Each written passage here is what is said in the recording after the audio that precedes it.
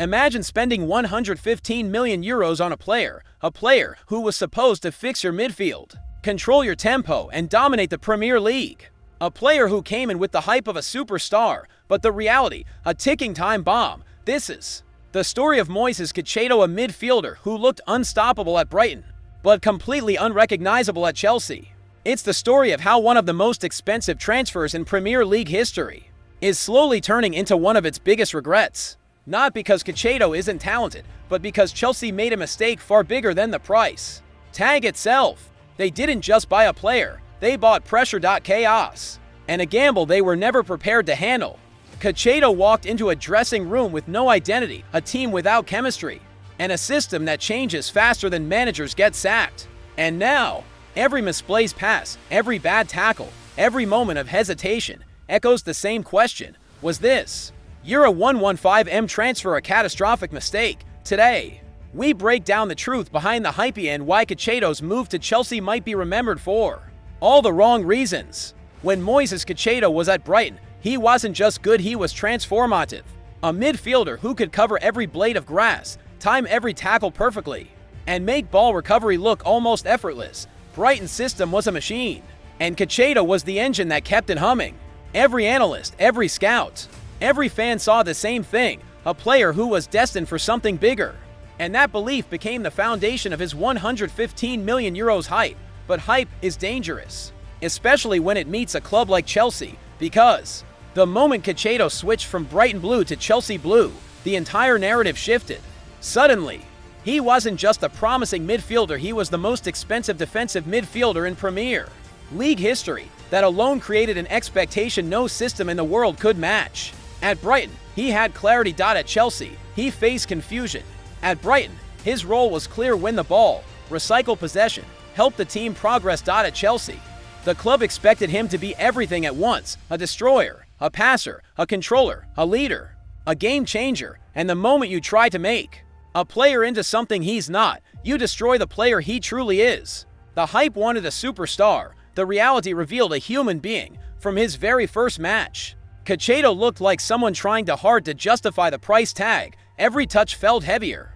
Every pass felt pressured. He wasn't playing football, he was fighting anxiety, fighting the crowd, fighting the weight of €115 million printed across his back. The media didn't help. Every mistake became a headline. Every foul became a talking point. Every bad game became a meme shared millions of times. This wasn't hype anymore. This was a spotlight that burned. And the saddest part, the reality wasn't that Caicedo was bad. It was that people expected him to replicate Brighton's magic in a team that didn't give him the platform to do so. The hype promised a midfield monster. The reality delivered a player trapped inside expectations he never asked for, and a club that didn't prepare him for the storm he was walking into. To understand why Caicedo struggled, you first have to understand Chelsea, not the Chelsea of Drogba, Lampard, and Terry, but the new Chelsea, a club rebuilt not on philosophy, not on identity, not on football logic, but on chaos. Because Chelsea today is not a team. It's a collection of expensive ideas thrown together with no direction. In just a short span, the club went through a whirlwind of managers, tactical shifts, and a revolving door of players. 1 week a 4-3-1, the next week a 3-4-3, then a 4-3-3. Confusion became the only constant. And into this storm walked Caicedo, a player who thrives on structure, clarity, and defined responsibility. But Chelsea offered him none of that. Instead, he found himself in a midfield that changed partners almost every match. One day Enzo beside him, the next day Gallagher. Sometimes both, sometimes neither, and every time the lineup changed, Caicedo's role changed with it. Sometimes he was the lone shield in front of the defense, forced to cover impossible spaces. Sometimes he was asked to push forward, despite not being a natural playmaker. Sometimes he was told to build from the back in a team that couldn't even build confidence. Chaos became his new teammate. Chelsea didn't fail because Caicedo wasn't good. Chelsea failed because no player, no matter how talented, can succeed in a system that doesn't exist. A €115 million midfielder cannot save a squad that still doesn't know what it wants to be. And that's the truth Chelsea fans hate to admit. Caicedo didn't walk into a football project. He walked into a puzzle with half the pieces missing. This wasn't misfortune. This was mismanagement, the kind that breaks players long before they get a chance to shine. Pressure is an invisible enemy. It doesn't tackle you, it doesn't intercept your pass. It doesn't sprint beside you, but it weighs on you, heavier than any opponent ever could. And for Moisés Caicedo, the pressure began the very moment his transfer fee hit the headlines. Euro 115 million, the most expensive defensive midfielder in Premier League history. That number wasn't a statistic, it became a shadow that followed him everywhere. Every journalist mentioned it, every pundit compared it, every fan judged it, and every critic waited for the smallest mistake. It didn't matter that Caicedo was only 21 when he arrived. It didn't matter that he had moved from one of the most structured teams in Europe to one of the most chaotic. All that mattered was the price tag, and the expectation that he must perform like a world-class midfielder from day one. But players don't work like that. Humans don't work like that. When you tell a young player he must immediately play like Rodri, like Declan Rice, like Casemiro, you're not motivating him, you're burying him.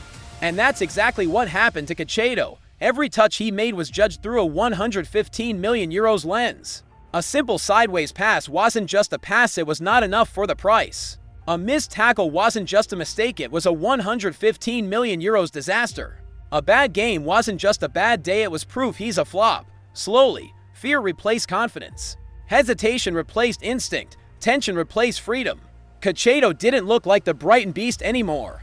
Not because he forgot how to play, but because he was too busy trying not to fail.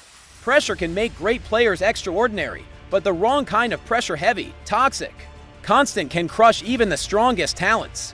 And that's the tragedy here. Caicedo wasn't given time. He wasn't given patience. He wasn't allowed to grow. He was handed a mountain and told to climb it overnight, and when he slipped, the world pointed fingers instead of offering a hand to pull him up. If Section 2 exposed Chelsea's chaos, then Section 4 reveals the harshest truth of all. Caicedo was never a tactical fit for the role Chelsea forced him into. At Brighton, Caicedo operated in one of the most organized midfields in Europe.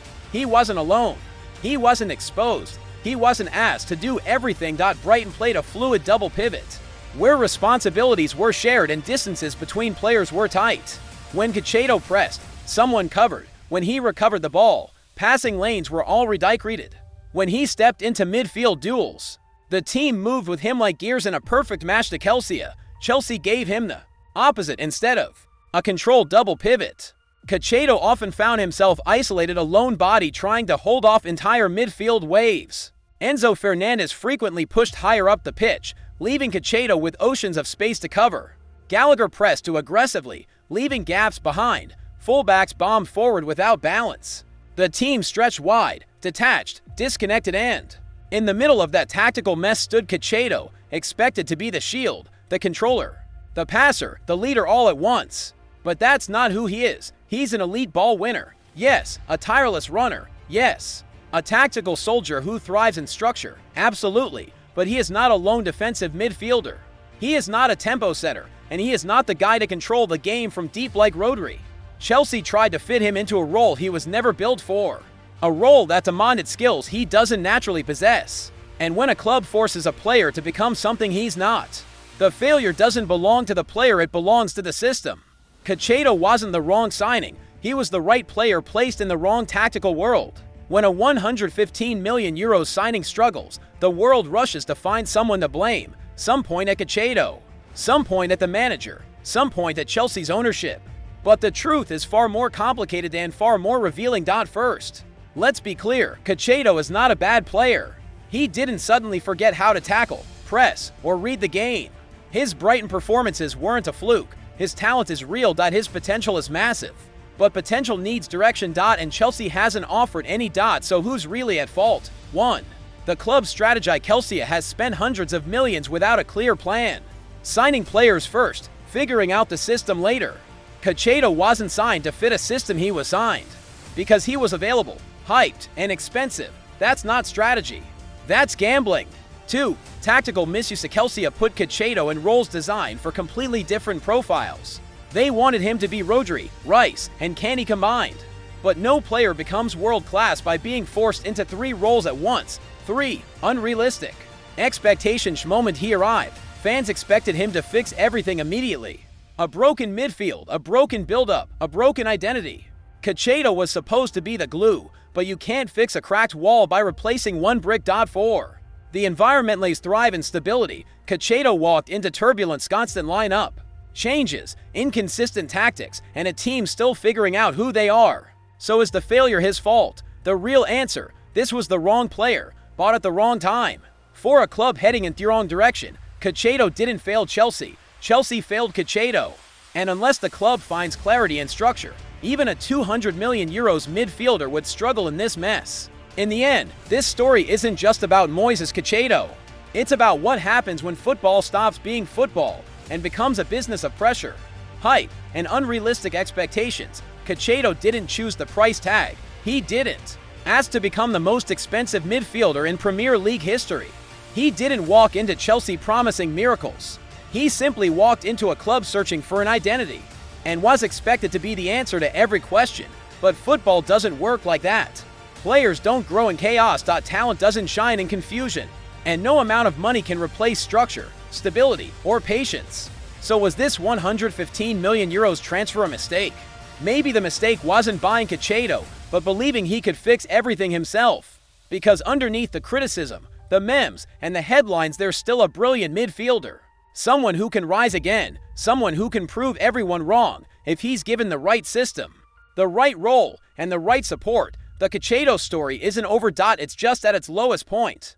And sometimes, the greatest comebacks are written by those who were counted out too early. Thanks for watching. Until next time, this was another deep dive into the truth behind the game.